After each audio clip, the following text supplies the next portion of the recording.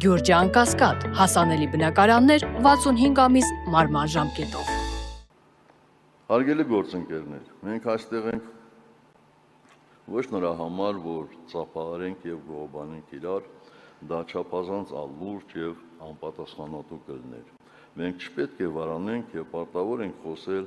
մեր սխալների ու ձախողումների մասին։ Եվ սա առաջին նման դեպքը չի։ Մեր կուսակցության օրինակով կարող ենք ասել, որ սխալների վերլուծությունը ոչ թե թուլացնում, այլ զորացնում է, որովհետև քաղաքական ուժը, որը չի կարողանում ընդունել իր անցյալը, չի կարող կառուցել ապագա։ Դա մեզ անկաշկանդ առաջ նայելու, սխալներից դասեր քաղելու, իրատեսորեն գործելու հնարավորություն կտա։ Այո, պետք է խոստովանենք, որ ընդդիմադիր ուժերը, որոնց թվում նաև մենք հանրապետականներս, ձախողեցինք լայն ազգային շարժում ստեղծելու գործընթացը,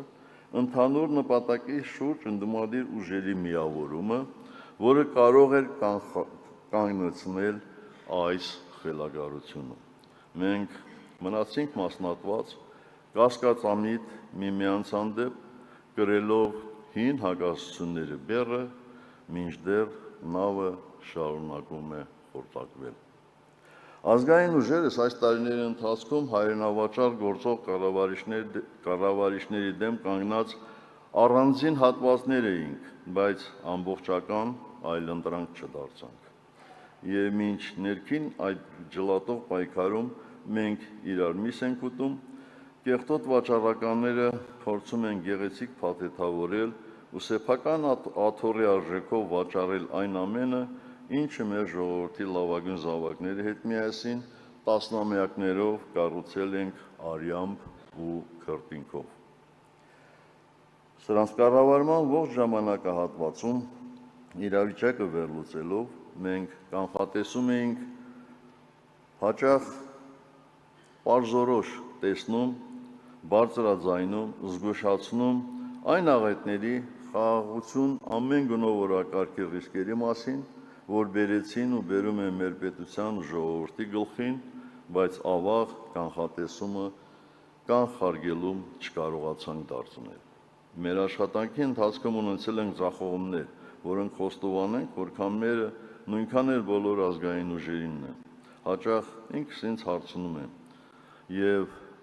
ինչ արժեն այդքան ջանքերը, երբ 5 տարի առաջ մեր առջև դրված հիմնական խնդիրը այդպես էլ լուծված չէ, եւ իշխանազավթները շարունակում են անարգել եւ անամոթաբար քանդել պետության հիմքերը, երբ մեր հասարակությունը մնում է պառակտված, ընդդիմությունը անմիաբան, մեզ միավորող միակ հենասյունը հայ առաքելական Սուրբ եկեղեցին հարվածի տակ։ Այս հարցը շատերին կարող է տանել հուսահատության, բայց ոչ ինձ եւ ոչ էլ ձեզ, որ որպես հանրապետական անկախության բանակի շարքերից մինչև հայկական կանոնավոր բանակի շարքեր, մինչև բռնաճնշումների ենթարկվող ընդդիմության շարքեր, պատվով եք անցել ձեզ բաժին հասած փորձություններն ու անցնում եք մինչև հիմա։ Մենք պետք է հասկանանք, որտեղ ենք թերացել, որտեղ ենք սխալ հաշվարկել, մեր գործողություններից առաջ ինչ հանգամանքներ հաշվի չենք առել, այդ թվում կապիտուլյանտների վարքագիծը դիտարկելիս, ընդդիմադիր մեր գործընկերների վարքագիծը դիտարկելիս, որքանով ենք արդյունավետ աշխատել մեր հասարակության հետ, կարճ ասած, որոնք են մեր թույլ եւ ուժեղ կողմերը։ Ցանկացած քաղաքական ուժի համար սրանք մշտապես արդիական հարցեր են։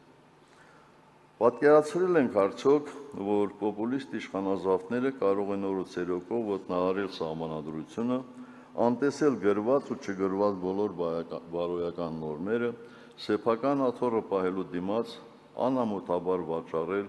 մեր ազգային արժեքները եւ չկրեն ոչ մի պատասխանատվություն։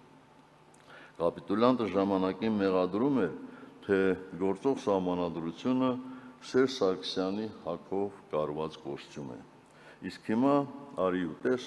որ պատրաստում է մեր սահմանադրությունից Ալիևի հագով կոստյում կարել, քանի որ Այդպես են ուզում Ալիևը եւ նրա ավագ եղբայրը։ Մենք քննադատում ենք արտաքին դերակատարների մեր երկրի հանդեպ իրենց պահվածքի համար, բայց պետք է նաեւ ինքներս մեզ հարցնենք, ինչու է միջազգային հանրությունը այդպես վարվում։ Պատասխանը դաժան է, որովհետեւ Հայաստանը կորցրել է իր արժանապատվությունը, որովհետեւ սրանք մեզ դարձրել են մի երկիր, որին կարելի է հրել դեպի դուռը, որովհետեւ սրանք մի կողմից ձախողում են փոխշահավետ, կրկնում եմ փոխշահավետ ինստիտուցիոնալ կապեր ստեղծել է Արևմուտքի հետ, իսկ մյուս կողմից փչացնում փոխադարձ հարգանքի վրա կառուցված հարաբերությունները Ռուսաստանի հետ։ Մինչդեռ արտաքին քաղաքականությունը չպետք է վերածվի այլ երկրների հետ այնպիսի հարաբերությունների, երբ քո երկրի տարածքում ուրիշները միայն սեփական կենսական շահերն են առաջ մղում, թքած ունենալով քո իսկ շահերի վրա։ Սա արդեն արտաքին քաղաքականություն չէ, այլ օտար շահերի սպասարկմամբ արտաքին թելադրանքի ընդունում։ Եկեք նայենք այսօրվա կամ ինչպես սրանք են սիրում կրկնել իրական Հայաստանին։ Աշխարհակական առումով մենք մեկուսացած ենք։ Ռուսաստանի հետ հարաբերությունների ճգնաժամը թաքցվում է կամ միջև այս վերջին 2-3 օրը թաքցվում էր հեշտ փողերի եւ արհեստական խթանիչների վրա ադրճրած ապրանքաշրջանառության հետևում։ ՀԱՊ անդամակցությունը սառեցված է, բայց մենք ոչ մի այլ անվտանգության երաշխիք չունենք որևէ տեղից։ Հարևան Իրանի հետ երբեմնի բարիդրացական հարաբերությունները վերածվել են վախվորած անդեմ հարաբերությունների, երբ վախենում են անգամ ժամանակին ցավակցություն հայտնել այդ երկրի հոգևոր առաջնորդի եւ ռազմաքաղաքական ղեկավարության մի շարք ներկայացուցիչների զոհվելու կապակցությամբ։ Եվրամիության դիտորդական առաքելությունը արդեն համոզվել ենք, դիտում է, բայց չի պաշտպանում։ Ու դեռ հարց է, թե ինչ ճակատագիր կունենա ապագայում։ Ամերիկյան գործընկերությունը, որը հայտարարվեց մեծ աղմուկով, պայմանավորված է կես խաղաղության օրակարգի, նույնն է թե ամենօրյա սպառնալիքի ներքո Ադրբեջանի նվաստացուցիչ պայմանների ընդունմամբ, որից մենք ոչինչ չենք ստանում։ Փոխարենը մեր իսկ ինքնիշխան համարվող տարածքում հայտնվում ենք չափազանց մեծ վտանգների առաջ։ Եվ եթե որևէ մեկը կպնդի, թե Միացյալ Նահանգների նման հզոր պետության ղեկավարն է այդ խաղաղության երաշխավորը, ապա այստեղ ես հարց ունեմ, այդ դեպքում ինչու են լռության մատնվում Ալիևի հանրային ելույթներում Հայաստանի Հանրապետության տարածքների նկատմամբ հավակնությունները, ուղիղ սպառնալիքները, թե դրանք կոնֆլիկտ հրահրելու վտանգ չեն պարունակում, իսկ Հայաստանում անկախության հռչակագրին սահմանադրության մեջ հղում անելը, նույնիսկ պատարագի ժամանակ Արցախի Հանրապետություն բառակապակցության արտաբերումը պատերազմի կոչ է համարվում որոշ անմեղսունակ վախկոտների համար։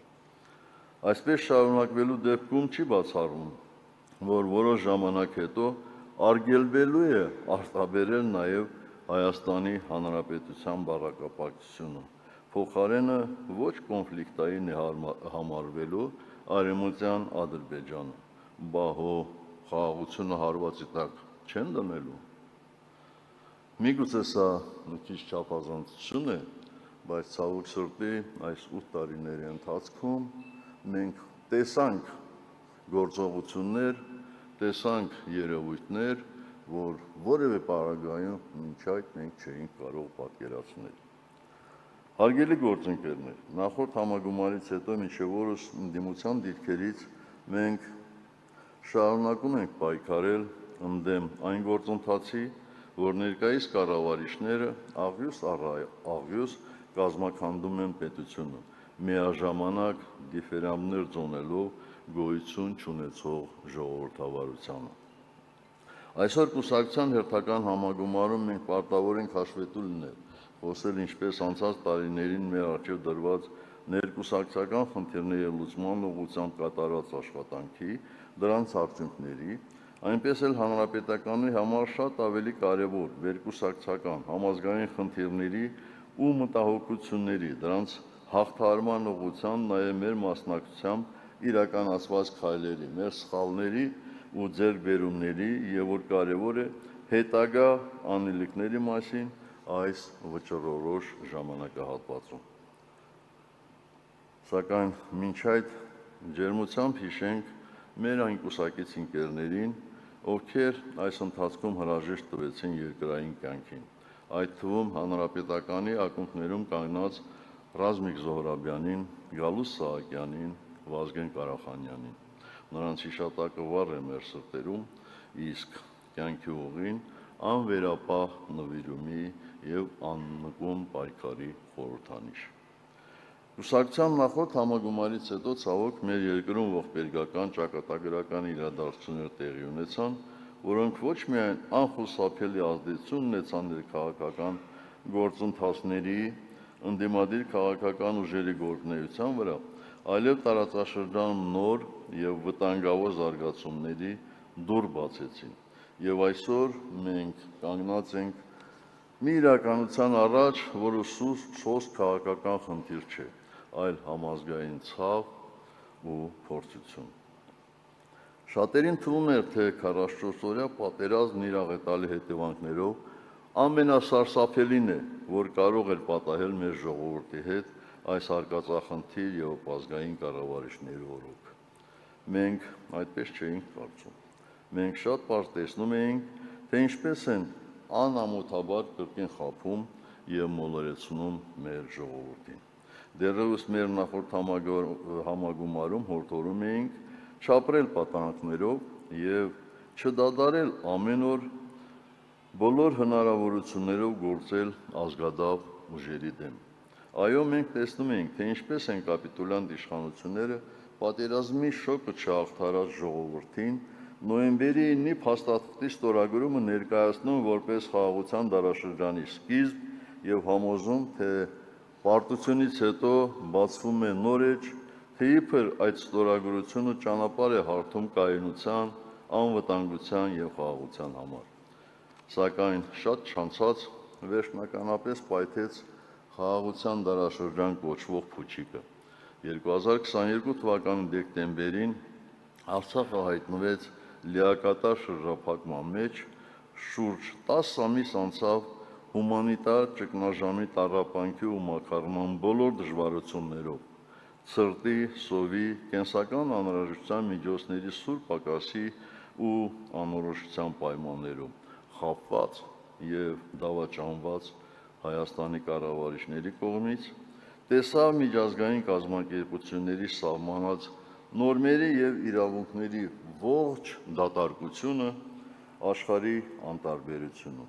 Եվ սա խոստացված խաղաղության դարաշրջանի ընդամենը սկիզբն էր։